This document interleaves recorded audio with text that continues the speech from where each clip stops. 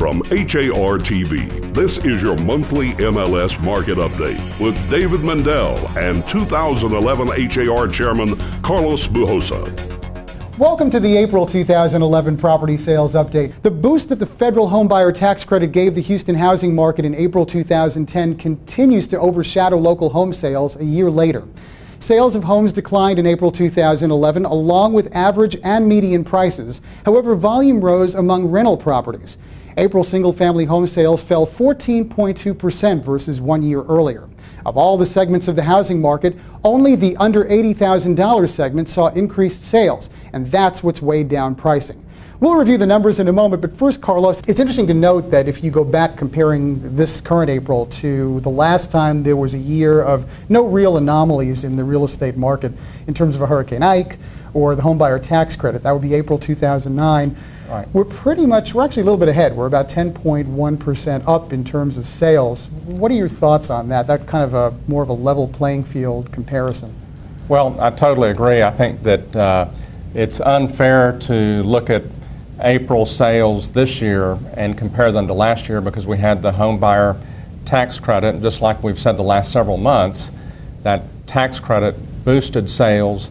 In particular in April, that toward the end of April, there were a lot of people, since that was the deadline, there were a lot of people trying to get properties under contract, and you can see that in the pendings for this next month, which dropped 18%, because there were a lot of people last year trying to put things under contract. So April of last year's pendings were very high.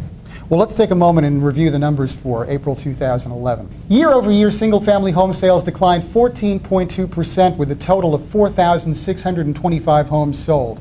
At $202,545, the average price of a single-family home dipped 0.6%. The median price of a single-family home declined 2.2% to $148,000, both pricing declines attributed to heavy sales activity in the low end of the housing market.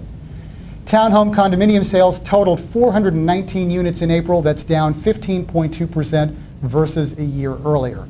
And Carlos, excitement persists in the rental market. We've seen about a 27% hike both in the rental of single-family homes and townhome condos. Your take on that? Well, again, that's obviously good news if you own rental property. And we think that some of those people that are renters today maybe are people that are having a harder time qualifying for loans because we know that standards have gotten higher.